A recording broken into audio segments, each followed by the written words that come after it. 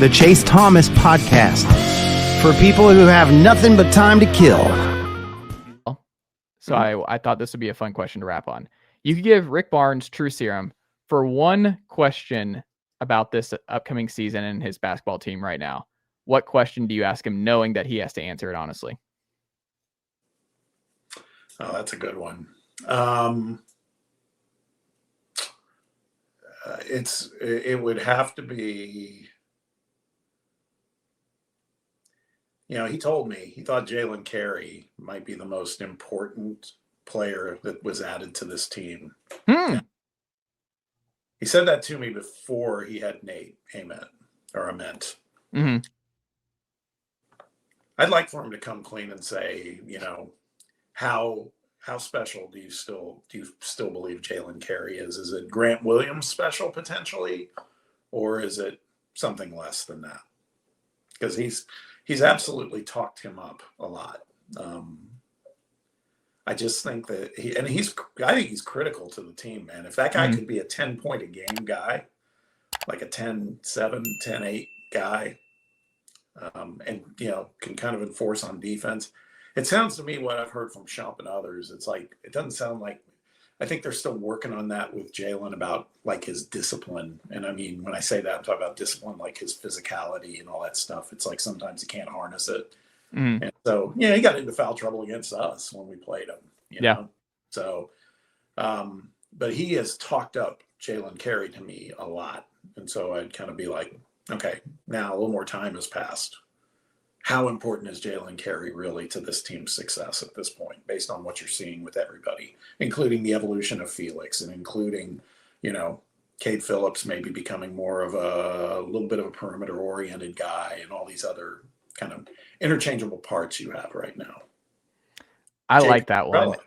Estrella too, That Estrella, I'm a big Estrella guy, and it's a big year for him, obviously. But I also think it's not a make or break, because I do think there's a path to him starting at 5 next year if he comes back for one more year. Because I think this is probably it for Felix, especially if he has a good final year. I have a hard time leaving him a senior coming back for one more year.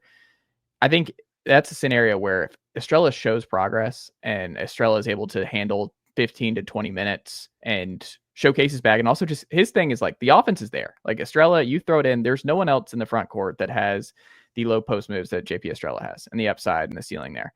But what he has to do is to see it. Like Barnes, like he's got to defend. Like it's just to earn Barnes' trust and play. Like Barnes only acquiesces for like the Dalton Connects of the world, where it's like, if you're such a flamethrower offensively, I'll live with like defensive shortcomings and everything else. But unless you're a first team All-American type, where you're like Chaz, where like this is the thing we brought you in to do, and like that we understand, Estrella's gonna have to defend, especially from outside in, because that's how Barnes loves to do, or inside out. Like Barnes loves to start. Like better than I imagine he hated last year in terms of his front court depth. I imagine it bothered him having just how thin he was there, because he wants what he has this year. So when you brought up the Jaylen Carey thing, that doesn't surprise me at all, because Jaylen Carey is the ultimate Barnes guy, where he's like, I can't wait. He's going to put a smirk on his face when he's able to throw out Cade Phillips, Jaylen Carey, and Felix Okpara for 5 minutes, because he's like, we're going to go bang on some SEC guys and really make life just a living, you know what? Yeah. Can I add a question, I would ask him, because this still comes up in conversation. Put him on the spot of, how many more years do you have coaching this team? Because there's some people who think this might be the end. And I mean, the truth is they are recruiting the hell out of, class of 26 and 27. And there's part of me that thinks, again, I've seen, he's like, there's a bit of a renaissance going on with him. He told me a few years back, I think he was still trying to get his arms around NIL and all this stuff, the portal. He was like, he was frustrated. He goes, I feel like I'm a junior college coach. I love developing players, but now I think he has gotten to the point where he understands that it's easier for him. He can still coach ball. He can be the CEO of the program, and he doesn't have to go beat the doors down on high school kids anymore.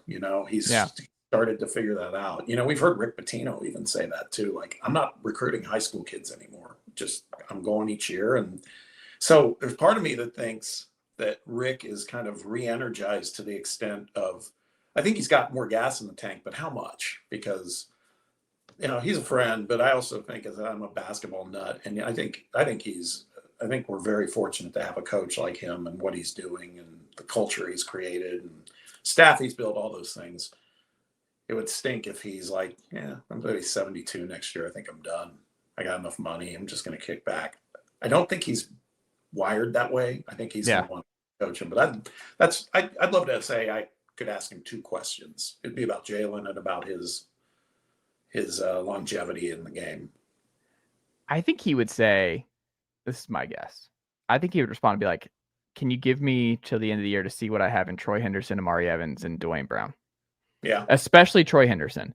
If he sees, not Zakai, because you're not going to have another Zakai, but if because of how important point guard is to Rick Barnes, if he thinks that's a TJ Ford type or just that diamond, he's like, I found the next diamond in the rough that I can build and just, he can handle my offense, handle my coaching and build that culture with him, Boswell, and those guys. Like, if I know for sure I have something on Troy Henderson and Amari's like my new Meshack and Dwayne Brown looks like a long-term answer at the 5, then I think I might do 3 years, 3 to 4. But if they don't seem like long-term answers, then I wonder how that changes things. Yeah. And you probably know that by now. I mean, he shared it with us on our show. The Troy Henderson, there's a lot of through lines to like similarities to Sakai. Yeah. And if that's the case, then I think that probably re-energizes him more where he's like, I'm set. Troy and Nate were teammates on an AAU team and they were scouting. He saw him there and was like, why aren't we looking at this kid? And same kind of thing with Sakai, where it's like, why aren't we, who's this guy? And exactly. The rest is history. Absolutely. Bob Baskerville, what can the good folks check out from you and Sam and the team over at Under Review from 10 to 1 right here on FANRUN Radio, FANRUN Radio Monday through Friday. What can the good folks check out from you guys later this week? Later this week, we've got, we like to do what you do. We pull in, Nicely done, nephew.